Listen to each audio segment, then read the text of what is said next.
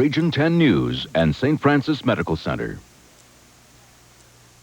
Coming up on Region 10 News. A Halloween prankster forces an evacuation on one of our college campuses. Was it a bomb or was it a fake?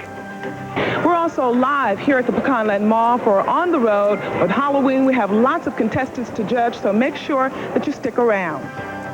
This is Region 10 News at 6. Good evening to you. Thanks for joining us at 6 o'clock. I'm John Dennison in the KTVE studio, and we'll be joining Jackie, Tom, and Cindy Spencer on the road at Pecanland Mall a little bit later on in the newscast. But first this evening, property taxes that help pay for some vital city services will be decided by you, the voter, next Tuesday. These renewals have sparked a lot of criticism that until the city of Monroe gets its finances in order, those taxes could wait. Tonight, Region 10's Jody Lowry looks at how that tax money is currently being spent. Voters will go to the polls Tuesday to decide whether they want to renew 5 property taxes for the city of Monroe. Mayor A. Pierce says the city needs the money. A lot of that money has been used for drainage projects that have stopped flooding throughout the city of Monroe. Currently, we have 3 drainage projects taking place where these funds were used for matching purposes. The taxes are split up among 5 propositions. Each one is a 10-year renewal. For 97-98, the $3 million budget allowed $650,000 to maintain the Civic Center, as well as to keep up the Louisiana Purchase Gardens and Zoo. Another $850,000 went for capital improvements. $395,000 went to the fire and police departments. Critics of the renewals say it's not certain that all that money will go where it has in the past.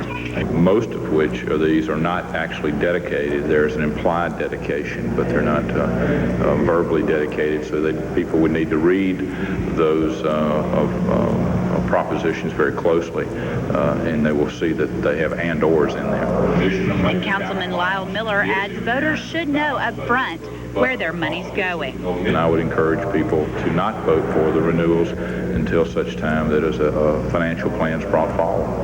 But in asking voters to renew the taxes, Mayor Pierce says he's standing by his word. The commitment I've made not only to the council but to the committee members as well and to the general public is that we will peruse these recommendations. We will implement some of them that will allow us to show a greater amount of fiscal responsibility.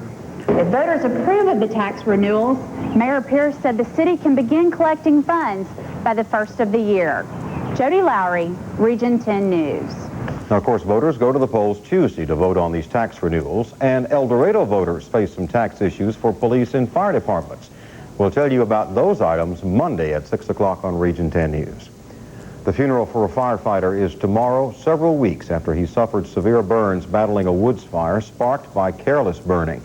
Alan McElroy was burned last month fighting this wildfire in Crossing. He died Wednesday after battling those severe burns. McElroy worked for Arkansas's Forestry Commission and the Ashley County Sheriff. His funeral is tomorrow afternoon at 2 at Magnolia Baptist Church in Crossing. More than 300 acres of timber was destroyed in that fire. Betty Jean Oden was implicated in the case involving illegal outdoor burning, and it's believed that Oden's trash fire led to the big fire. We're still waiting to hear whether the charge may be upgraded in light of McElroy's death. A pair of Halloween hoaxes keep police in one of our cities scrambling. This afternoon, a professor at NLU found a suspicious box about the size of a lunchbox in front of the Bree Art Building. While police cordoned off the parking lot, about 25 people inside were moved outside. The box was then removed by the city police bomb squad.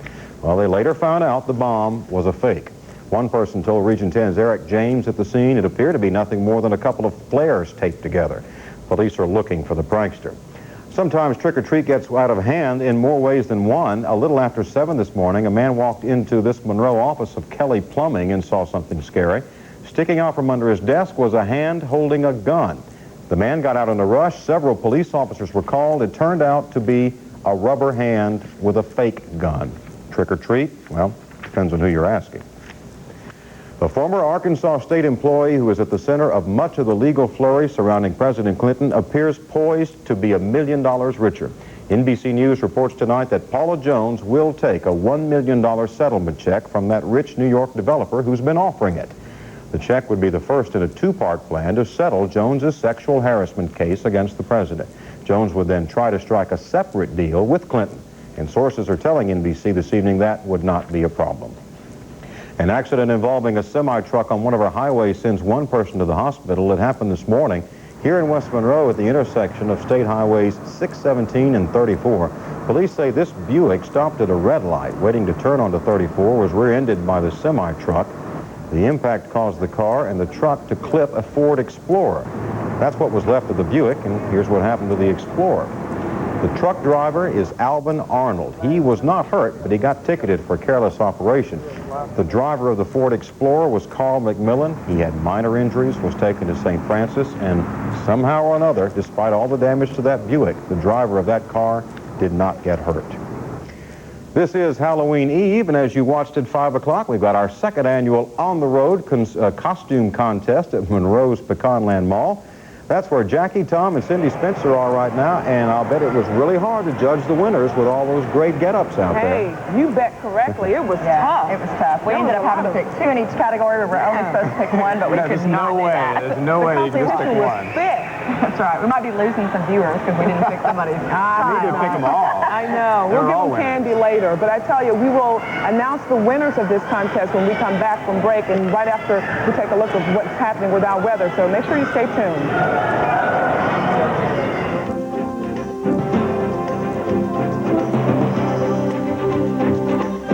Hi, I'm Sharon Priest. I promised to improve access to the state capitol and public records. I kept that promise. I said I'd make it easier to do business in Arkansas and use technology and cross-train the staff to fulfill that promise. I told you that I would promote Arkansas's proud heritage, and I kept that promise with educational programs and exhibits. I encourage good citizenship and voting.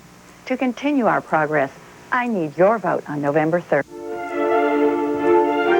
When you give a solitaire, you say more. And you say it with more brilliance, more depth, more fire.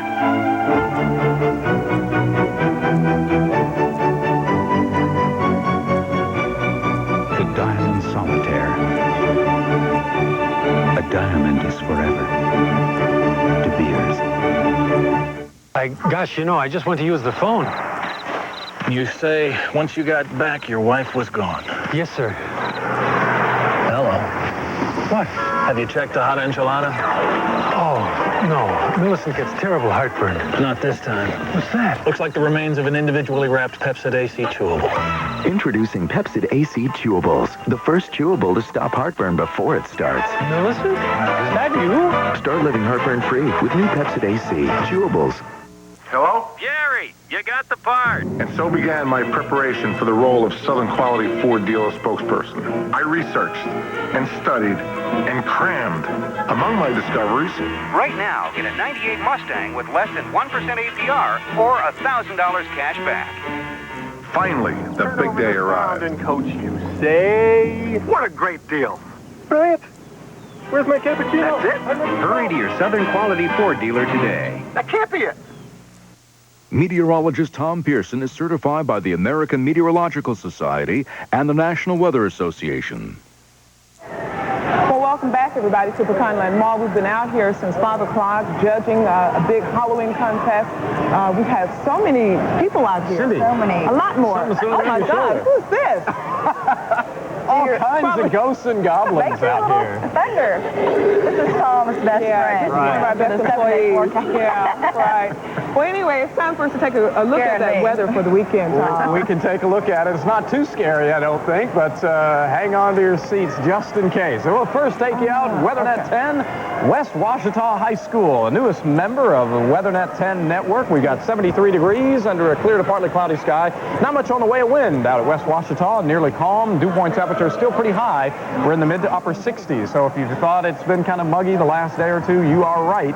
It's all in that dew point number. The warmer that gets, the more muggy it becomes. Other temperatures across the viewing area stack up like this, all in the 70s for the most part. No report this hour from El Dorado, 75 at Camden, 78 at Warren, 76 at Crossett, 75 at Rayville, 77 at Farmerville. Check the view from up on top and tell you what, we've got a big storm system in the southwest just now moving into western portions of Arizona, and this will be heading off to the east and eventually to the northeast. You can see already a considerable amount of cloudiness and showers and thunderstorms out onto the high plains as this thing moves out there and kind of taps into the Gulf of Mexico moisture. In fact, last hour we told you about a severe thunderstorm watch that has now been upgraded to a tornado watch for eastern New Mexico and west Texas. But a little closer to home, you can see across North Louisiana and South Arkansas just a few clouds here and there, but that's just about it. So the forecast for tonight looks like a pretty warm and muggy night, and looks like we'll see mostly clear skies throughout much of the evening, but I think some low cloudiness will form or move in late tonight into early tomorrow morning. The wind should be near calm. We'll go with clear to partly cloudy skies at 10 o'clock. Temperatures in the upper 60s to around 70, mostly cloudy to cloudy skies in the morning, but some sunshine during the afternoon, and once again, it'll be warm and muggy. Here's a look at your forecast map, and again, your eyes are kind of immediately drawn to the central plains where that system begins to move out into the plains, and the warm sector out ahead of it, showers and thunderstorms, some of those strong to severe. We'll likely see some pretty heavy snows, I would think, through northern New Mexico and into the Colorado. Again, this is confined to the higher elevations of the mountains. You're going to be traveling around the south central U.S. or the lower Mississippi Valley. Here's your forecast map for that.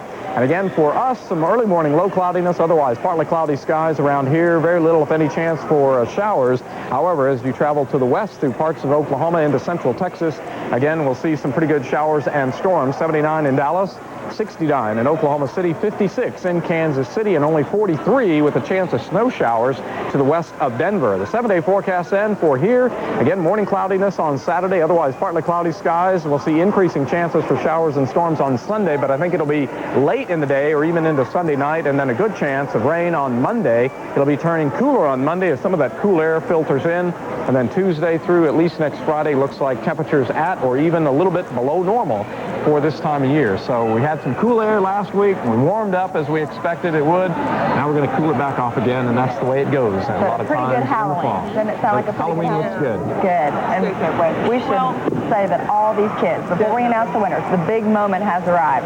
All these kids are winners. They all looked great. It was tough. And we really appreciate the amount of people that came out and participated in this year, because it just seemed overwhelming when I got out here. Second annual. These people. So thanks so much for doing that.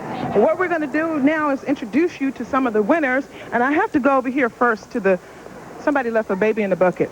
No, seriously. I have to come over here first because she's getting a little agitated. What is her name? Jasmine. Jasmine, and this is our 0 to 3 category, and Jasmine is like a little, sunflower in a bucket.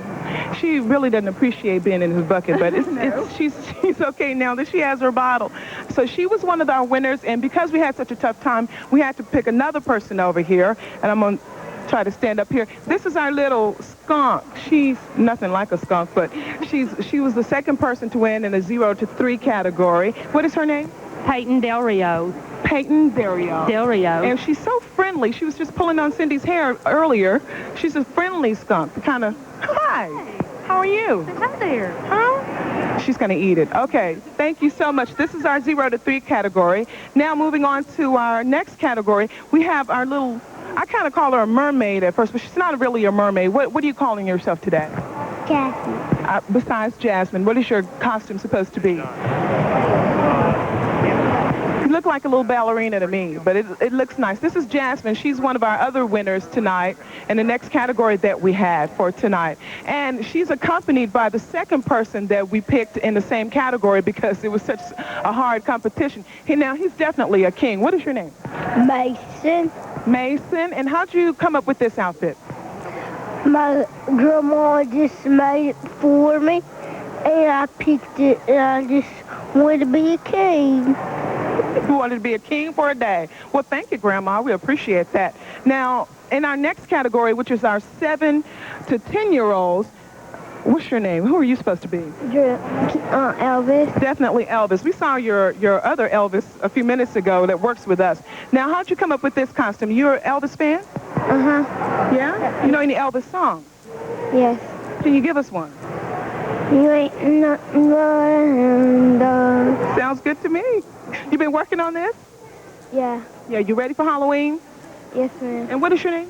Drew. Drew, thank you, Drew. We appreciate that. Elvis in his costume. He's going to play for us a little later on. Now, this is very, very, very, very interesting. It is a big, mean, witch-eating machine. Now, how'd you come up with this costume? Wait a minute. Don't cut me with your jaws. I watched the TV show. And there was a shark on it. So, are you like a shark fan or something? Mm-hmm. Yeah, you like sharks, so you just decided you'd be a shark-eating machine, huh? Yes. Okay. You were full of words a few minutes ago. You have nothing to say now? Okay, just like we like it. Well, Cindy and Tom, we had a great time judging the contestants for this year's Halloween contest, so we'll throw it back over there to you. All right. And they were all great. I don't know whether you could tell, but the shark was a witch. It ate a witch. There's a witch hanging out of its mouth. And that's Tom and I, we were like, grand prize. You can't really tell, but that is a witch in the shark's mouth. So as you can tell, all of them were great. And we had a really good time. Difficult time. The second annual, come back next year, we'll do another one, but right now we're going to get a break. We'll be back in just a few minutes, live from Pecanland Mall. Win Rockefeller is your lieutenant governor working for Arkansas.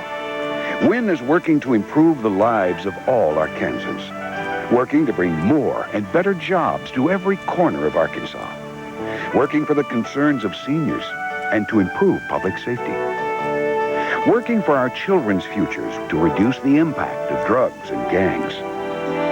Re-elect Lieutenant Governor Win Rockefeller and keep Win working for Arkansas.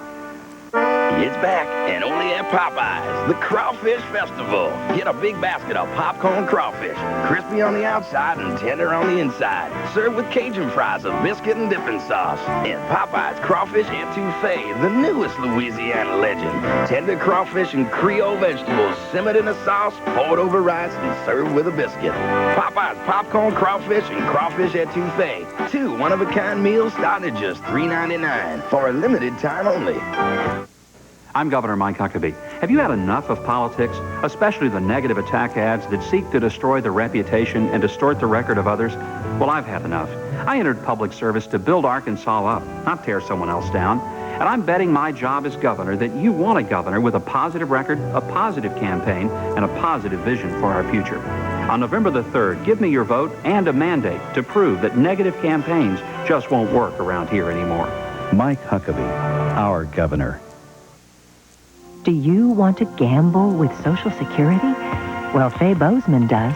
He wants to privatize the system, bet our hard-earned money on the stock market. The fact that Bozeman wants to risk our retirement on Wall Street is bad enough, but instead of using the federal budget surplus to save Social Security, he wants to give the wealthy a tax cut. So if you don't like the hand Fay Bozeman's dealing, call your congressman. Tell him to reject Fay Bozeman's risky ideas for Social Security. Email your story ideas directly to the Region 10 News, Weather, and Sports departments, or send general comments to region10@bayou.com. Services provided by Bayou Internet. For the past 7 years, a Region 10 church has been feeding the souls of its congregation and the needy. Their efforts make up this evening's Religion in the 90s. New Beginnings Church in Monroe serves a hot meal to people in need 3 times a week. It also provides clothes to people who live on the streets. And it was on the streets where the pastor saw a need. I felt like there was something missing, and so there was a need in the community of addressing the natural man. And it's hard to get people to listen to the Bible when they're hungry. So Jerry Dobbins opened his kitchen. He says they feed anywhere from 20 to 50 needy people whenever their doors are open. And with the winter months coming on, New Beginnings Church is in need of coats and blankets for a lot of these people. If you'd like to donate some old clothing or food, you can call the church in Monroe at 318-325-9750 or stop by. There's their address, 1104 Pine Street. Now here's a look at what you'll see in Saturday's editions of the News Star. Even though America's student body is rapidly becoming more populated with minorities, many schools retain relics of an age that was unresponsive to children of color. Read about diversity in education in Part 2 of the News Star series.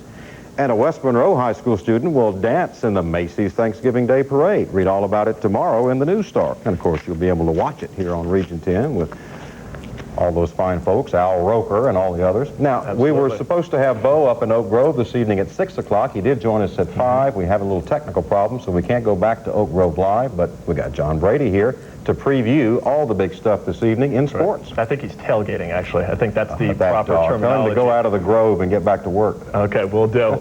Well, coming up tonight at 10 o'clock, you will see highlights of the biggest high school football game there is in town. Well, actually, you have to go to Oak Grove to see tonight's game. It's number 1 OCS taking on number 2 Oak Grove. Now, this is a rematch of last year's state championship game where OCS defeated Oak Grove. Tonight, Oak Grove will get the home field advantage as they try to upset OCS. Earlier this week, our Bo Bayman talked to head coach Stephen Fitzhugh on how he feels about this evening's ball game. There's nothing special that we're going to do. It's another game that we're going to take the bus ride up, approach it, get there same time we do for any other away game, and like I say, just go about our business as usual. One thing that you can expect from the Tigers, they'll be sky high. You know, they want to beat you from last year in the regular season and the championship game.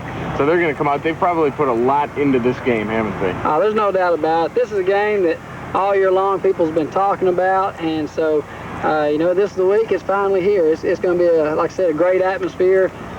Lots of enthusiasm and intensity by both football teams. It's going to be a hard-hitting game.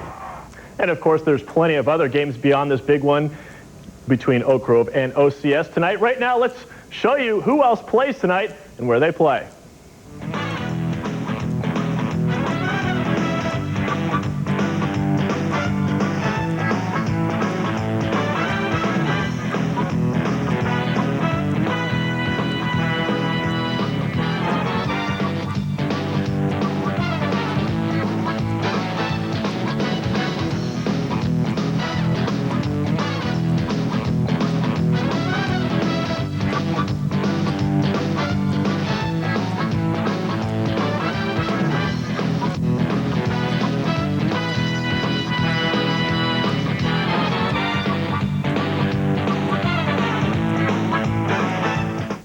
We move along now to the big day in college football tomorrow, and the Northeast Indians have homecoming this weekend when they welcome all the alumni back to campus. When they stroll inside Malone Stadium, they will see a new scoreboard. Today, Athletic Director Richard Giannini demonstrated the video replay capabilities in the new public address system. This huge new scoreboard is 20 feet tall by 72 feet long. The scoreboard will be fully operational tomorrow night when NLU hosts UAB for homecoming. Last night at the Snake Pit, Merlin the Moccasin and the Monroe Moccasins taking on the Alexandria Warthogs. Eric Weichelbaumer of Alexandria with the backhanded goal in the first period, but Alexandria on top 1-0. Of course, Monroe coming off their 3-game winning streak, trying to keep that one alive last night. Alexandria making it difficult on them, putting the Mocs down 2-0 in the second period. But Monroe would dance their way right back into this one. Second quarter, they get their first home goal of the year. Rob Hartnell with the goal through the 5-hole. And the Mocs cut Alexandria's lead down to 2-1 early in the third period. Hartnell gets the steal deep in his own zone, and he puts it past the goalie again. That one tied it up at 2, and once again, the Mocs went to a shootout, and they beat Alexandria last night by a final of 5-4 in the shootout.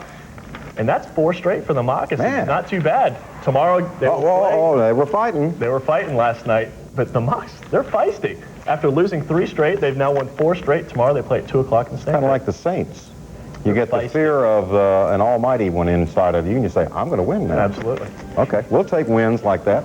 Any kind of win is a good win. John, see you later tonight on Football Friday Night, you and Bo. And, of course, when we come back, we're going to be heading out back to Pecanland Mall in our Halloween costume group for, who knows what, as well as Tom's last look at weather. Stay with us.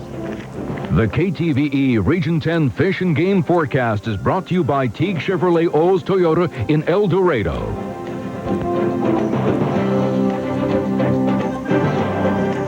When you see news happen, call the Region 10 newsroom by dialing star 10. The call is free on your SentryTel phone. Remember Judy Smith filing a lawsuit claiming she's permanently disabled? It hasn't stopped her from holding 2 state-funded jobs, including one created by a bill she supported. But even though it's our tax money, she won't say how much we pay her. No wonder she's voted 26 times to raise taxes.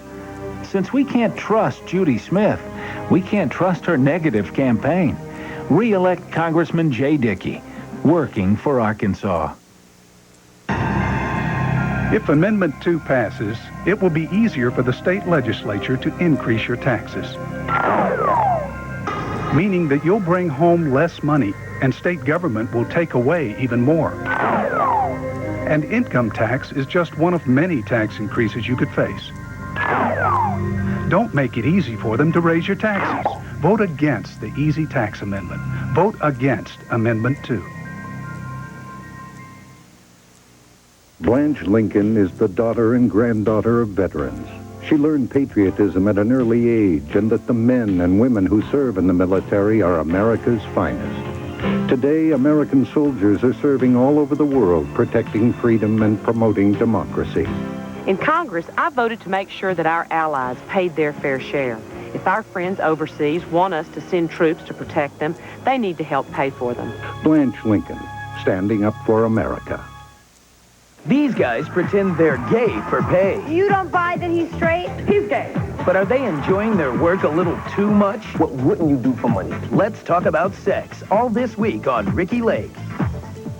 Weekdays at 9, only on KTVE Region 10. Ta-da! These are my all-time favorite guests. Chris Rock! And our viewers vote for their favorite guest ever. He is the cutest guy, isn't he? Who do you think it could be? Next Oprah. Weekdays at 4, only on KTVE Region 10. Tom's 7-day forecast is brought to you by U.S. Unwired. Tom, everybody wants to know what the Halloween forecast is going to be, so give it to us. Go ahead, Tom. Give us the forecast. This is music to my ears, though, first. Thunder. Are we going to hear any of that? Maybe late in the weekend. Here's a look at the 7-day forecast then. No problems for tomorrow. Some morning low cloudiness, otherwise warm and muggy. Then on Sunday, we'll see again some morning low cloudiness and probably mostly cloudy skies on Sunday with a chance of showers and storms by late in the day into Sunday night. And then probably just a bunch of rain showers on Monday, turning a little cooler. And then we'll go with mostly cloudy to partly cloudy skies Tuesday through Friday with high temperatures at that time in the 60s, overnight lows in the 40s. All right, sounds good. And a good Halloween forecast. Well, thanks a lot, Jackie. Thanks a lot, Tom. Thanks a lot, Cindy. Y'all did a good job judging the contest tonight, and we'll see y'all trick-or-treating tomorrow evening. Now, here's a look at what we're going to have coming up for you tonight at 10 on Region 10 News. We have important medical news for you. Learn about a new type of hearing aid and how doctors are testing a new outpatient alternative to hysterectomies. That's all in the Medical Minute. And Bo and John Brady will have full highlights from Oak Grove OCS and all the other top high school games on football Friday night. All tonight starting at 10. Jeopardy's next, followed by Dateline. Have a good night and be sure to have a safe Halloween.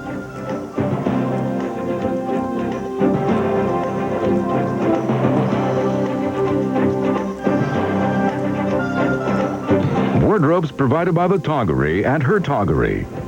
Hair care provided by John Samuels Hair Salon.